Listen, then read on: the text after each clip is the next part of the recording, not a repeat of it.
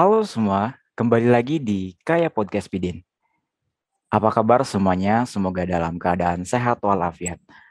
Nah, buat teman-teman nih yang sedang arus balik, yang habis lebaran mudik di kampung halamannya, semoga dalam keadaan sehat, selamat sampai tujuan, dan tidak ada halangan apapun nih. Nah, di kesempatan kali ini, saya tidak sendirian. Saya bersama teman lama saya semasa di Kampung Inggris Pare Kediri, Jawa Timur. Nah, perkenalkan, dia adalah Andi Saputra. Apa kabar, Andi? Alhamdulillah baik ini. Nah, Ya, lama banget ya nggak ketemu. ini hampir kehitung 3 sampai 4 tahun kita nggak ketemu. Kita cuma bisa virtual. Ya, mungkin semoga bisa ketemu next time. Sebelum kita ngobrol panjang lebar, langkah baiknya perkenalkan diri, Di. Kamu kuliah di mana, jurusan apa, dan mungkin sekarang semester berapa? Oke, oke. Semuanya selamat siang ya. Karena ini pas waktu recordnya siang, jadi selamat siang buat semuanya. Kenalin aku Andi, Andi Saputra, biasa dipanggil Andi ya. Aku sekarang mahasiswa teknik sipil semester 6 di Politeknik Negeri Balikpapan. Ini lagi pakai. Oh, almet kebanggaan. Oh, iya.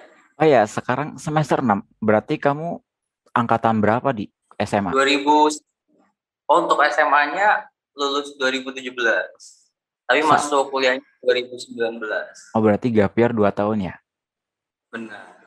Kalau aneh kan beres apa? Beres di Pare langsung masuk ke kampus. Berarti kamu mah 1 tahun lagi nih. Oh Nggak, ya, di tingkat ya berarti. iya. Oh iya nih. Eh, Semasa kuliah online nih, kesibukan kuliah apalagi nih? Oke. Eh, Tadi udah disinggung dikit ya sama Pidin kalau apa kita dulu pernah bareng-bareng belajar di kampung Inggris Pare. Nah, jadi karena emang niatnya juga supaya bahasa Inggrisnya enggak hilang gitu ya Hmm. ceritanya. Jadi ada ngebuka sendiri private gitu, private untuk khusus bahasa Inggris. Ya Wah, untuk anak-anak lah kira-kira SD, SMP gitu-gitu sih. Masya Jadi kamu Allah. Udah berjalan berapa lama, Di? kalau dihitung-hitung sih since 2019 ya kayaknya. Di 2019 itu udah mulai karena pas kebetulan datang ke Balikpapan. Kan Hmm. sekarang di Balikpapan ya. Jadi pas waktu baru datang di Balikpapan dan mulai buka langsung ya. Pertama sih ikut di kursusan orang, tapi alhamdulillah kayak beberapa waktu setelah belajar juga cara manajemen kursus dan lain sebagainya, akhirnya bisa buka ya, walaupun belum secara resmi lembaganya, tapi bisa berjalan sampai saat ini. Ya, Masya Allah, ilmu yang didapat di Parete langsung dikembangin nih, Masya Allah. Apa ya, sediain jasa aja, sementara masih coba buat iklan gitu-gitu sih, biasa kayak pasang poster lewat sosial media atau juga lewat beberapa aplikasi penyedia layanan khusus ya, kayak misalkan ada provider-provider gitu yang dia bantu untuk ngiklanin kursusan kita. Jadi ceritanya saya datang ke rumah muridnya Oh, kayak gitu. door to door gitu ya?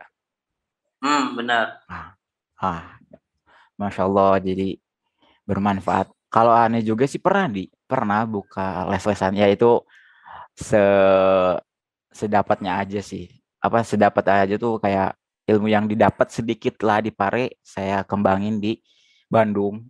Jadi pernah tuh aneh juga daftar atau jadi tutornya di suatu lembaga online berjalan 2 atau 3 bulan.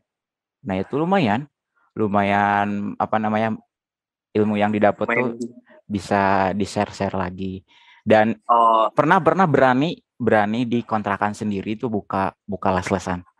Wah, itu pengalaman yang mungkin tidak dilupakan. Nah, mungkin buat teman-teman yang belum tahu nih, kita ketemunya mungkin secara singkat deh. Kita bisa ketemu itu di lembaga EECC. Kalau dibacanya itu ESCC. Nah, itu ESCC. Kalau kepanjangannya sendiri itu Effective English Conversation Course.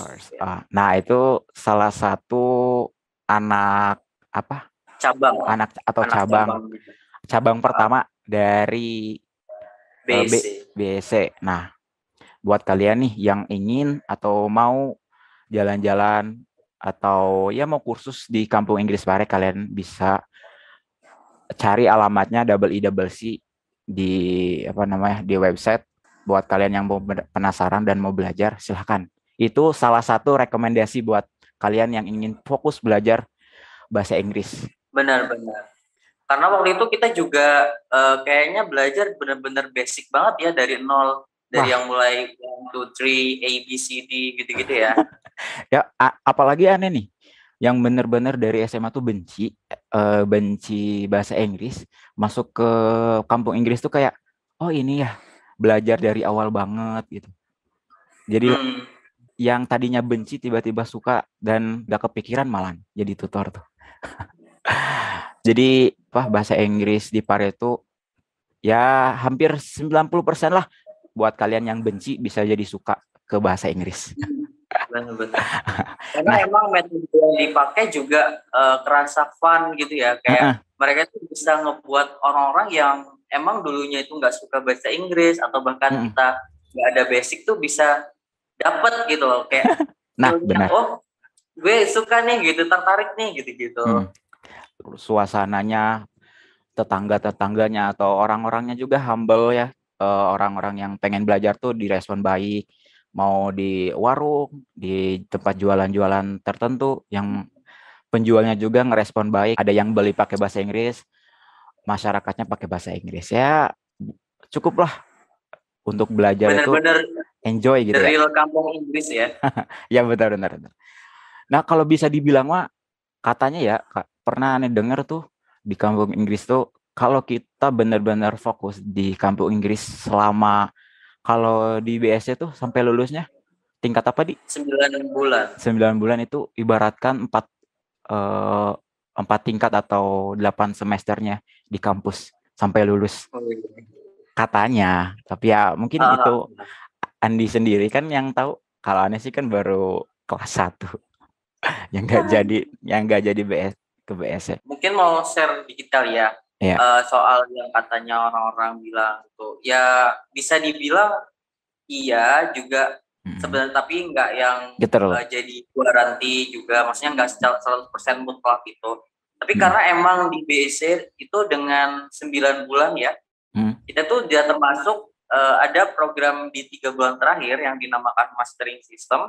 Itu kita juga diajarkan how to teach, jadi gimana cara kita mengajar, terus kemudian bahkan kita juga ada ngadain kayak sejenis KKN ya. Jadi tapi bukan KKN di desa penari ya tentunya, tapi kita KKN kayak belajar buat ngajar juga di kota-kota di sekitar Pare. Tentunya untuk langsung terjun gitu ya. Jadi emang udah kayak berasa kayak anak kuliahan gitu. Even kita nggak untuk kuliah S1 bahasa Inggris. Nah, Masya Allah. Nah, itu mungkin secara gambaran singkat pertemuan kita di Kampung Inggris Pare dan ruang lingkup bahasa Inggris di Pare itu sendiri. Nah, Andi, kamu tahu gak bulan-bulan sekarang itu diadakannya SBMPTN? Oh ya, benar-benar. Ini lagi on progress ya? Yaps. Nah, bulan sekarang tuh kalau nggak salah di akhir bulan itu ada SBMPTN. Kalau buat kalian yang belum tahu, itu SBMPTN itu seleksi bersama masuk perguruan tinggi negeri. Nah, buat kalian yang udah lulus SMA yang mau masuk ke perguruan tinggi itu ada seleksinya. Ada yang pertama mungkin jalur raport, yang kedua tes tulis. Nah, gini kita di sini tuh mau sharing-sharing lah pengalaman. bagaimana perjuangan kamu sendiri nih masuk ke perguruan tinggi negeri. Nah, kalau nggak salah kamu teh masuk ke perguruan Politeknik apa tadi teh? Poltekba, Poltek Politeknik Negeri Balikpapan. Balikpapan. Itu kan negeri kan ya? Benar-benar. Nah, sebelum ke masuk ke kuliahan kamu nih, aku mau nanya sedikit-sedikit perjuangan kamu nih selama masa SMA. Apakah pernah punya gambaran masuk perkuliahan atau tidak? Oke, oke. Oke, sebenarnya it's such a long story ya. Kalau misalkan diingat-ingat tuh Ya. kadang menangis juga perjalanannya yang dikaliku kayak perjalanan buat sampai ke pilih di Politeknik ataupun di universitas sekarang tuh lumayan panjang juga ya. Dan Hmm. mungkin Pidin juga punya cerita. Tapi aku mau share secara singkatnya kali ya. Ya. Jadi waktu itu pernah ya kan lulus 2017 itu Hmm. juga kayak masih bingung gitu-gitu kan karena mau di mana. Kebetulan waktu itu sempat keterima SNPTN kayak gitu jalur rapot. Hmm. Jadi pernah keterima jalur rapot itu di universitas ya salah satu universitas negeri di Kalimantan. Tapi unfortunately nggak tahu kenapa waktu itu jadi change my mind gitu loh ya. Karena ngerasa bahwa apa ya bahwa jurusan yang kebetulan keterima itu nggak apa ya kurang sesuai dengan passion. Jadi Oh. iya benar. Jadi kayak agak sayang sih sebenarnya karena udah perjuangan juga dan juga apa namanya banyak mungkin teman-teman yang mengharapkan ya. Tapi ya nggak tahu mungkin udah takdirnya. Jadi akhirnya yang SMPTN-nya terlepas juga ya dan akhirnya setelah itu emang kebetulan juga belum ada nemuin passion yang bener-bener pas dan alhasil malah nyantol ke kampung Inggris gitu ya. Oh Jadi ya, itu juga di sebelumnya kampung itu, Inggris oh ya sebelumnya kamu masuk lewat jalur SNPTN itu apa? Jurusan apa? di jurusan matematika. Di, Universitasnya ya, nah, Universitas Mula Warman. di mana? Itu di Samarinda, Kalimantan Timur. Hmm. Tapi berarti kamu tuh punya niatan setelah SMA itu pengen langsung masuk kuliah, nggak ada break dulu gitu. Pernah emang apa ya? Emang dulunya pengennya langsung gitu sih. Jadi kayak emang dulu kebetulan juga termasuk anaknya ambis ya. Kayak bener-bener bener-bener emang habis lulus kuliah tuh kayak berasa lulus SMA kayak berasa langsung apa harus langsung kuliah nih gitu-gitu kan kayak Mhm. pengen buru-buru gitu-gitu. Terus Akhirnya, akhirnya karena beberapa hal ya kan itu nggak bisa terus tadi udah ke Pare dan selesai perjalanan di Pare dan sampai akhirnya masuk di Politeknik Negeri Balikpapan itu juga karena kebetulan waktu itu ikut seleksi ya. Jadi hmm, mirip-mirip kayak SBMPTN, cuma hmm. ini seleksinya khusus untuk Politeknik ceritanya. Jadi Oh, SBMPN ya. sebelum masuk di Politeknik Balikpapan nih, kamu punya cita-cita ke kampus mana nih? Entah itu impian kah atau apalah? Uh, jujur ya, Hah. asli dulu tuh sempat kayak pengen banget masuk di ini sih, di apa UIN Jakarta. Heeh. Jadi pernah banget kayak bermimpi banget untuk masuk di UIN Jakarta. Dan waktu itu sebenarnya di tahun yang sama waktu aku terima di Politeknik itu udah keterima juga. Jadi sempat keterima di lewat jalur UMPTKIN itu Hmm. di UIN Jakarta juga jurusannya bahasa Inggris. Hmm. Nah tapi ya sekali lagi karena emang bukan takdirnya ya. Itu sempat tanya juga sama orang tua, diskusi panjang lebar kayak antara dua pilihan gitu. Ini Politeknik Negeri Balikpapan atau UIN Jakarta nih gitu-gitu kan.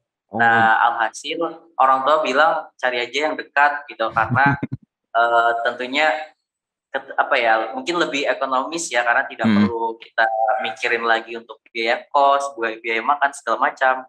Karena kebetulan yang Politeknik ini cuman sekitar 3 kilo aja dari rumah. Jadi bisa Oh, PP. mantap, mantap. Berarti yang memang cita-citanya pengen di Win Jakarta, ternyata Mhm. Allah berkehendak lain, keterimanya di Politeknik Balikpapan. Oke. Nah nih, kan setahu setahu aneh ya, kamu teh aktif nih di beberapa organisasi. Mungkin ada nih Mhm. gambaran dari teman-teman, buat teman-teman kita nih atau adik-adik tingkat kita, kuliah itu penting gak untuk berorganisasi? Kan sekarang nih fase fase yang tadi berjuang untuk masuknya ke kampus itu lumayan sulit, rumit. Nah, mungkin ketika udah masuk perkuliahan, mungkin gak mungkin lah kita jadi anak kupu-kupu pulang eh, ke kuliah pulang. Nah, menurut Andi sendiri nih, pandangan Andi mengenai aktifnya di kampus itu penting gak sih? Nah, itu bagi Andi gimana? Oke, ini interesting question ya. Eh, jadi oke, ini pendapat pribadi ya, mungkin untuk Hmm. sebagian orang bisa setuju atau enggak. Tapi menurut aku untuk join organisasi itu bisa dibilang penting ya. Penting banget enggak? Itu balik lagi ke prioritas kita. Jadi kalau kita bilang tuh kita tuh sebelum masuk organisasi harusnya kita tahu dulu. Maksudnya kita ketika kita mau masuk organisasi pun nggak asal-asalan gitu. Jadi kita Hmm. nggak asal-asalan memang yang penting gue aktif nih, yang penting kelihatan ambis, yang penting biar dilihat sama dosen, enggak gitu. Jadi Ah, emang harus tahu tujuannya apa, organisasinya apa, kemudian dampak ke kita itu apa setelah ikut organisasi. Kalau aku biasanya bakal ikut organisasi yang emang ngasih feedback yang kayak bakal ngaruh gitu ah. buat masa depan. Contohnya organisasi itu kira-kira kegiatannya seperti apa ya. Oh, Nah, kita juga harus filter ya. Misalkan apakah kegiatannya itu sesuai nggak sama kita sama bidang kita. Misalkan kita ini kita jurusan apa ya? Kita bisa bilang jurusan ekonomi ya.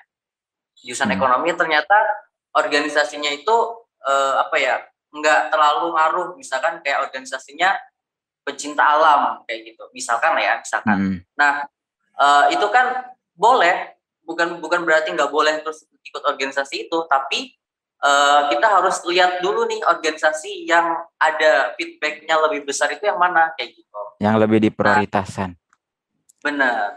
Selain itu, menurutku yang poin paling pentingnya ikut organisasi itu adalah channel atau kita Ah, bisa bilang relasi ya. iya benar. Karena kita nggak pernah tahu gitu kan, mau kita sehebat apapun, kita sepintar apapun, cum laude, misalkan IPK 4 ya, tapi kalau misalkan kita kayak jadi orang yang bisa dibilang ansos ya, kayak Hmm. kita diem aja, nggak mau bergaul sama orang gitu ya, Ah, kita nggak punya teman ya, kemungkinan untuk dapat pekerjaannya itu sulit ya, benar, benar, benar. kayak dapat change untuk bekerja ataupun untuk pengembangan kita yang lainnya. Jadi menurut aku dua hal itu yang jadi pertimbangan kenapa sih kita harus ngikut organisasi. Tapi balik lagi tadi Hmm. tergantung prioritas. Karena kan mungkin beberapa teman-teman juga ada yang mungkin lagi kuliah sambil kerja gitu-gitu ya. Nah, Hmm. jadi balik lagi ke prioritas. Kalau misalkan emang dirasa memungkinkan dan organisasi itu nggak jadi beban ya. Karena Hmm. kan niat ikut organisasi supaya kita jadi nambah ya. Dia Iya nambah benar-benar nambah baik, nambah bagus. nambah. Tapi kalau beda ceritanya, kalau misalkan kita ikut organisasi jadi terbebani, jam tidur kurang, jam istirahat kayak malah nggak ada karena kita udah sibuk kerja, kuliah, Benar-benar. organisasi gitu-gitu kan. Balik lagi ya ke masing-masingnya karena emang prioritas dari orang kan beda-beda ya. Hmm. Kayak mungkin dia sambil kerja ataupun sambil eh, ngebantuin keluarganya dan lain sebagainya. Tentunya balik lagi ke masing-masing teman-teman kayak gitu sih. Hmm. Nah, mungkin ditambah juga ya, karena niatnya itu kita kuliah, organisasi atau pekerjaan itu adalah sampingan, karena prioritas yang pertama itu kuliah, karena yang diperkuliahkan itu bukan untuk dituntut kerja, tapi melainkan mengambil ilmunya. Gimana nanti ke depannya kita kerja apa, entah ataupun nggak sesuai dari jurusan yang kita ambil, ya mungkin rezekinya di sana. Tapi kembali lagi, itu kalau memang jurusannya bisa menjadikan sebuah pelantara pekerjaan, alhamdulillah ya, syukur. Nah, mungkin buat teman-teman nih yang mau fokus ke kuliahannya, samping itu bermainlah atau belajarlah di organisasi, tapi jangan menjadikan prioritas organisasi itu. Yang Ya, yang menjadi prioritasnya, yang utama itu kuliahnya. Ya itu benar. kerja ataupun organisasi itu sesampingan untuk mendapatkan ilmu lebih dari internalnya perkuliahan itu. Nah, Benar-benar. Ibaratnya kuliahnya tuh main course-nya gitu ya. ah, Kalau kayak siap, organisasi, jadi kan jadi kayak cuman appetizer-nya gitu atau dessert-nya. benar-benar. Kan ada tuh kakak tingkat yang benar-benar fokus ke organisasi, dia sampai nunda kuliahnya ataupun sampai 14 semester. Ya, memang sih itu jalannya ya. Itu apa kehidupannya, tapi ya karena tujuan utamanya kuliah dulu selesaiin, setidaknya gitu ya, selesaiin dulu kuliah baru mau dilanjut. Kan namanya tuh demis kan ya kalau di organisasi. Demis bukan? Benar-benar.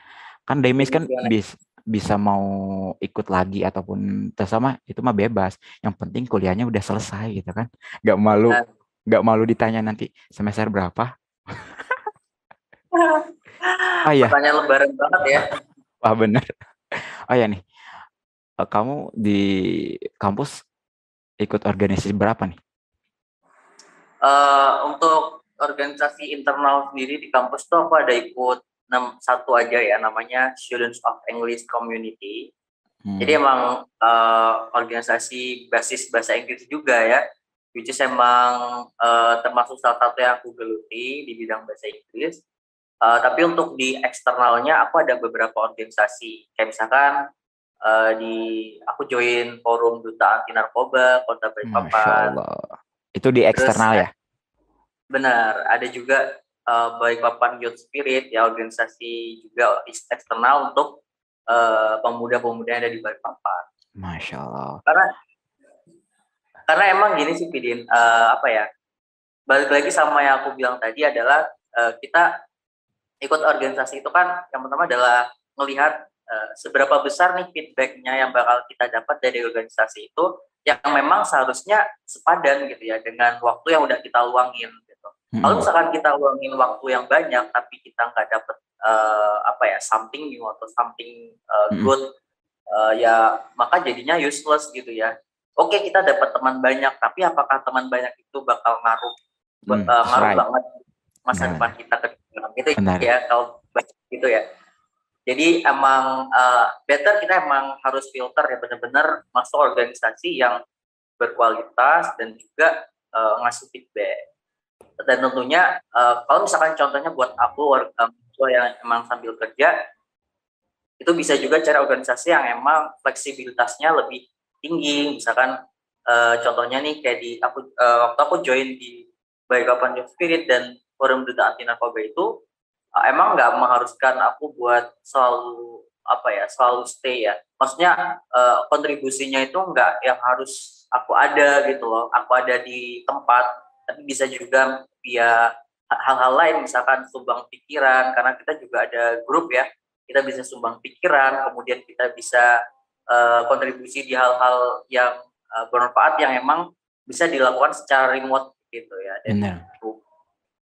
Ya, jadi organisasi itu ketika kita belajar teori di kampus, prakteknya itu di organisasi, nggak jauh lagi dari kampus-kampus itu sendiri. Tapi kembali lagi juga ke teman-teman, minimal satu deh, satu organisasi yang kita ambil di kampus. Supaya apa? Benar-benar. Kita mengembangkan skill, ya memang kalau jika kita punya skill entah itu jauh dari kata jurusan kita, nggak masalah. Yang penting Hmm. ada nih dampak positif kita untuk nanti beres kuliah. Gak mungkin kan kita ngandalin ijazah kita untuk pekerjaan yang memang kalau kita nggak ada prestasi di kampusnya, mau buat apa ijazah ini? Salah satunya itu skill kita. Ya kalau kita udah ngasah di kampus, skill kita bisa kepake di luar. nggak harus memprioritaskan jurusan kita nih yang kita selama ini 4 tahun digeluti. Nah, gitu. Bener-bener banget Benar. itu.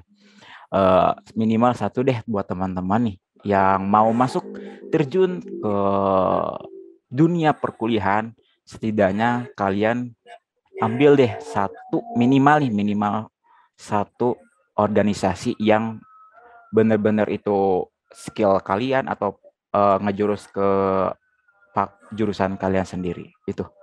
Nah, Biar CV-nya nggak kosong kali ya. right. Biar ada mungkin share dikit ya. Emang pengalaman dari waktu kan aku pernah juga ikut beberapa interview ya, kayak contohnya interview beasiswa atau interview kerja juga. Emang HRD ataupun recruiter itu bakal apa ya, kayak bakal nanyain juga tentang kesibukan kita gitu ya, apa hal positif kayak selain daripada kuliah kita. Jadi kalau emang apa ya, menurut aku benar yang kamu katain, at least kita punya satu kegiatan ya yang emang bisa apa ya, bisa berpengaruh baik lah bagi kita dan secara umum bagi masyarakat luas seperti itu. Nah, jadi ya kembali lagi mungkin ke teman-teman, jangan sampai kosong banget untuk di dunia perkuliahan itu nggak sama sekali menyentuh organisasi. Nah, itu deh. Wah, mungkin closing nih deh buat motivasi ya, setidaknya ada gambaran atau semangat nih dari Andi sendiri buat teman-teman yang lagi berjuang masuk ke perguruan tinggi yang mereka inginkan. Oke.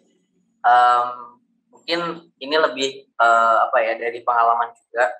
Jadi mungkin untuk teman-teman yang sekarang lagi berjuang buat dapetin PTN ataupun PTS impiannya, yang jelas teman-teman harus ingat bahwa apa ya, dimanapun teman-teman kuliah nanti itu tuh balik lagi ke individu kita. Maksudnya teman-teman harus balik lagi ke apa ya, apa yang teman-teman mau pelajari gitu-gitu ya, sehingga kedepannya itu teman-teman udah tahu gambarannya. Karena sebenarnya kehidupan yang the real challenge itu adalah after university gitu-gitu. Jadi makanya nggak masalah kalaupun teman-teman harus ada di pilihan kedua, ketiga, keempat gitu ya. Itu tuh nggak jadi masalah karena sekarang udah jarang banget perusahaan yang lihat dari alma mater kita, tapi dari kapasitas diri kita. So buat teman-teman ya fighting ya, kayak gitu aja sih. Mungkin pokoknya semangat aja lah gitu.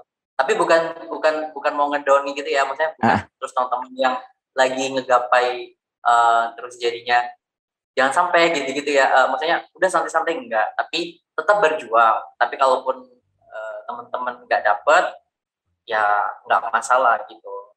Karena baik lagi ke diri kita. Jangan terlalu ambis, optimis boleh, ambis jangan. Bener. Ikhtiar mah boleh, tawakal ya sekemampuannya. Kembali lagi, mantap. Makasih banget di ini waktunya. Semoga teman-teman yang dengerin podcast ini bisa mengambil hikmah ataupun pelajaran dari obrolan kita. Kita di sini bukan mau memberikan menggurui atau lain sebagainya, kita hanya sharing apa yang kita alami dan ya inilah dunia perkuliahan ini. Semoga bermanfaat. So, semoga next video kita bisa ngobrol-ngobrol lagi di. Oke, mungkin sekian dari obrolan kita hari ini. Mohon maaf apabila ada salah-salah kata. So, thanks for watching. I hope you like. Don't forget like, comment, and subscribe. See you next time.